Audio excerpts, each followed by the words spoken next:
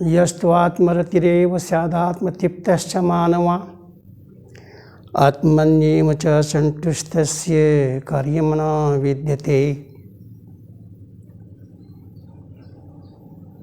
श्रुतां धर्म सर्वस्वं श्रुत्वा चैवावधार्यताम् आत्मनः प्रतिकूलानि परसाम न समाचरेत्। आदरणीय सज्जनों एवं देवियों,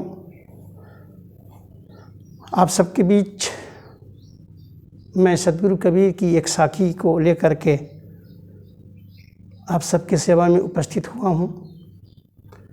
सद्गुरु कबीर की प्रसिद्ध साखी है, पोथी पढ़ी पढ़ी जगमुआ पंडित हुआ न कोय, ढाई आखर प्रेम का पढ़े सो पंडित होए। नेम जगावे प्रेम को प्रेम जगावे जीव, जीव जगावे पीव को वही जीव वही पीव। प्रेमन बाड़ी उपजे प्रेमन हाट विकाए, राजा प्रजा जो चाहे शीश दिए ले जाए। सद्गुरु कबीर की बहुत सारी साखियाँ प्रेम के संदर्भ में कही गई है, लेकिन ये 3 साखियाँ प्रायः हमारे संतों के श्रीमुख से हम सुना करते हैं। प्रेम क्या चीज़ है और प्रेम किसे कहते हैं? क्या प्रेम देने लेने की चीज़ है? प्रेम एक सार्वभौमिक चीज़ है। प्रेम प्राकृतिक होना चाहिए। प्रेम को हम जब किसी चहर दीवारी के अंदर में बांधने की कोशिश करते हैं, तब वह प्रेम कुरूप हो जाता है, विद्रूप हो जाता है। प्रेम को आप प्रेम ही रहने दें। कोई पूछे भाई हम प्रेम किसे कहें? प्रेम के अंदर में कोई विकार नहीं होते, कोई भी विकार खड्विकार माना गया है। प्रेम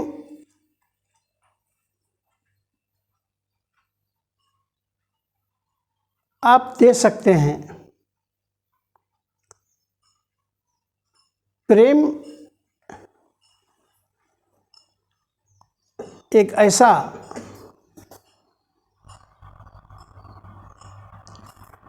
हथियार है कि प्रेम के बल पर आप किसी के दिल को आप जीत सकते हैं।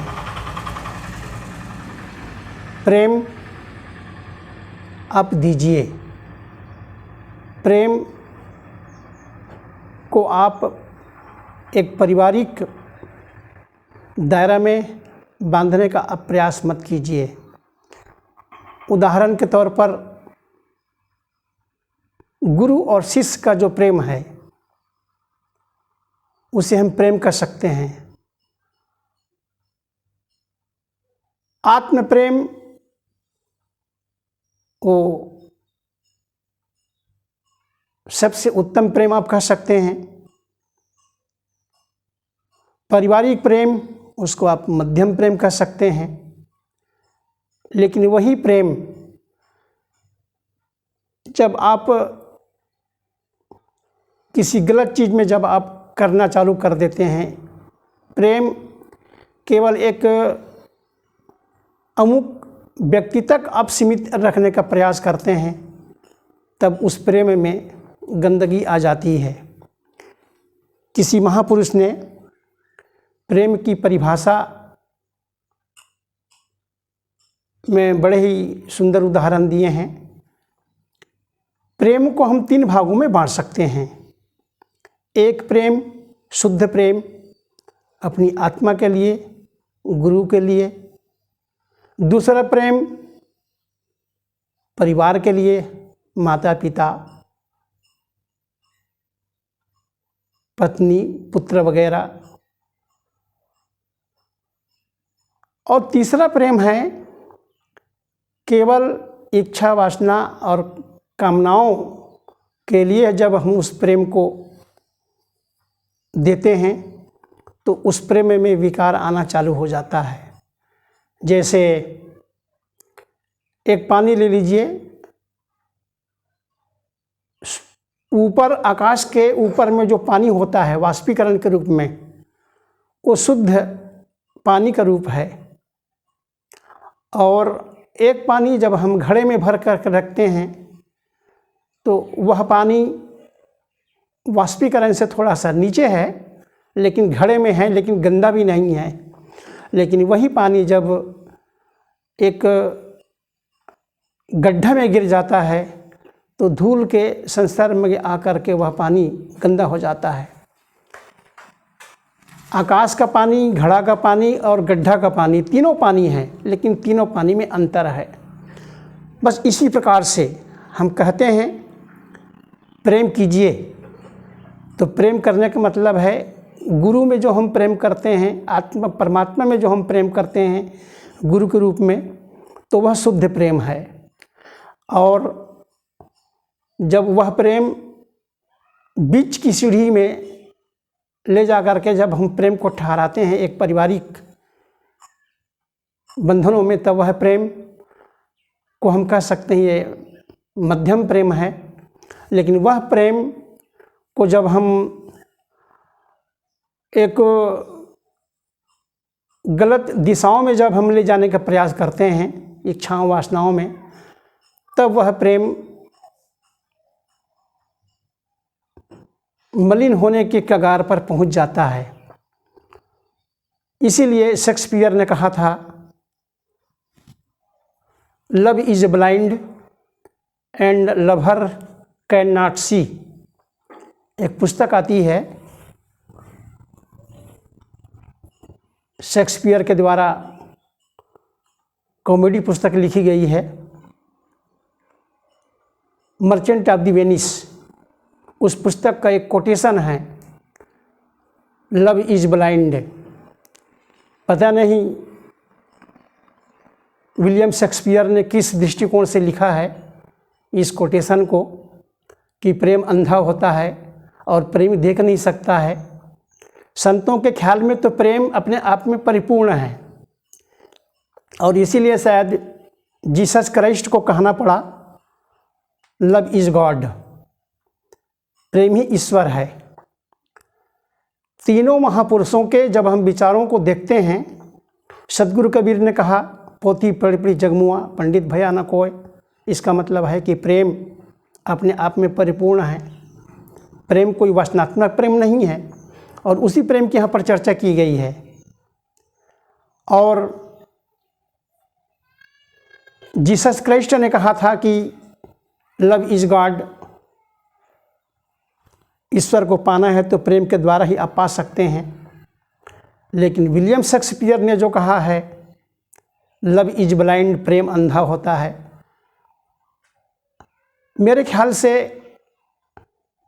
शेक्सपियर के यह कोटेशन, यदि लव की जगह पर यदि हम लस्ट रखते, लस्ट इज ब्लाइंड, क्योंकि वासना ही अंधी होती है, प्रेम अंधा नहीं होता है। प्रेम जब प्रदूषित होता है तभी प्रेम अंधा होता है, और प्रेम जब तक प्रेम होता है तब तक के उस प्रेम को हम ब्लाइंड, अंधा हम नहीं कर सकते। इस संदर्भ में हमारे महात्मा संत गुरुजन एक बढ़िया से उदाहरण देते हैं। एक शिष्य था, बड़े ही प्रेमी था, सत्संग में आता, संतों के निकट बैठता, उनके अंदर में मुमुक्षुपना कूट कूट कर भरा हुआ था। समय गुजरते गया और वह शिष्य कुसंग में पड़ गया। धीरे धीरे धीरे धीरे संतों के सन्निकट से दूर होते चले गए। एक दिन संतों के पास में आए तो उसने कहा कि क्यों भाई आजकल आना क्यों छोड़ दिए हो? तो शिष्य ने कहा मेरे परिवार के लोग, पत्नी वगैरह जो मेरे परिवार के लोग हैं बहुत प्रेम करते हैं, इसीलिए समय नहीं निकल पाता है। संत ने कहा भाई आपको इतना प्रेम करते हैं कि आप सत्संग में आना छोड़ दिए, तो आप कितना प्रेम करते हैं उसको आप एक युक्ति के माध्यम से आप परीक्षा आप कर सकते हैं। मैं कुछ योग बताता हूँ, उस योगिक प्रकरण को लेकर के आप श्वास को रोकना सीख जाइए और आप परीक्षा ले सकते हैं परिवार में कि कौन परिवार के लोग आपको बहुत ज़्यादा प्रेम करते हैं। धीरे धीरे वह जिज्ञासु सहमत हो गया और योग क्रिया सीख गए श्वास रोकने के लिए। घर में जाकर के सही में वो परीक्षा लेना चालू किया कि पत्नी ज़्यादा प्रेम करती है कि माता पिता, भाई बंधु, परिवार के लोग प्रेम करते हैं। घर में गए, रात हुई, धीरे धीरे श्वास को रोक करके कुछ समय तक के श्वास को रोके रखा। सुबह हो गई, परिवार के लोग आए, भाई फलाना राम अभी तक उठ नहीं रहा है। लोग उठाए तो देखे कि शरीर में चेतना की कमी है। लोग हल्ला किए, उठ नहीं रहे हैं, क्या हुआ क्या नहीं। सब लोग आए, परिवार के लोग देखे तो शरीर में एक्टिविटी नहीं है, चेतना की कमी हो गई है। लोग सोचे कि ये मर गए हैं, तो लोग रोना धोना चालू किए। पत्नी चिल्लाना चालू की, लेकिन ऐसी जगह पर वो क्या बोलते हैं, श्वास को चढ़ाया था 2 खंभा के बीच में टांग को डाल करके।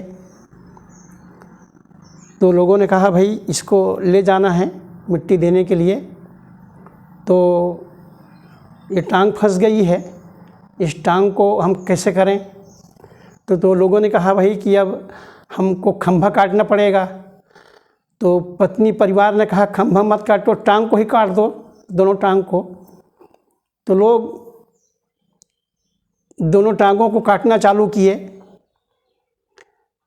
वैसे ही उसको पता चला कि यदि मैं नहीं जागूंगा तो मेरी टांग को ले काट देंगे लोग। और धीरे से अपने योगिक क्रिया के बल पर वो चेतना में आए। बात तो सब सुन रहे थे धीरे धीरे। तब उनको पता चला कि ये परिवार के लोग मुझे प्रेम नहीं करते, अपने स्वार्थ के लिए मुझे प्रेम करते हैं। और इस संदर्भ में और भी याज्ञवल्क्य जी और कात्यायनी और मैत्रेयी का उदाहरण आप पढ़ सकते हैं। तो सज्जनों, सद्गुरु कबीर की ये जो साखी है बहुत ही मार्मिक साखी। प्रेम को हम एक किसी मंदिर, मस्जिद, मूर्ति अथवा तो पारिवारिक बंधनों में न बांधें। प्रेम को खुला रहने दें और प्रेम को प्रेम ही रहने दें। प्रेम बांटने की चीज़ है, प्रेम लेने की चीज़ नहीं है। प्रेम एक समर्पण की भावना है, और जहाँ पर प्रेम होता है वहाँ पर समर्पण होता है। प्रेम और समर्पण में ज़्यादा कुछ अंतर नहीं है। समर्पण हमें प्रेम सिखाता है और प्रेम ही समर्पण की भावना को जागृत करता है। तो सद्गुरु कबीर की यह साखी बड़े ही मार्मिक है और सारगर्भित है। ऐसी साखियों को लेकर के सद्गुरु कबीर की जो प्राथमिकता है, विशेषता है, उसको समझते हुए हमें सबसे प्रेम करना चाहिए और प्रेम करके अपने जीवन को प्रेम में बनाते हुए जीवन का कल्याण करना चाहिए। आज के लिए बस इतना ही। किसी दूसरे संदर्भों को लेकर के पुनः मैं आप सबके बीच में हाजिर होऊंगा। तब तक के लिए साहिब बंदगी।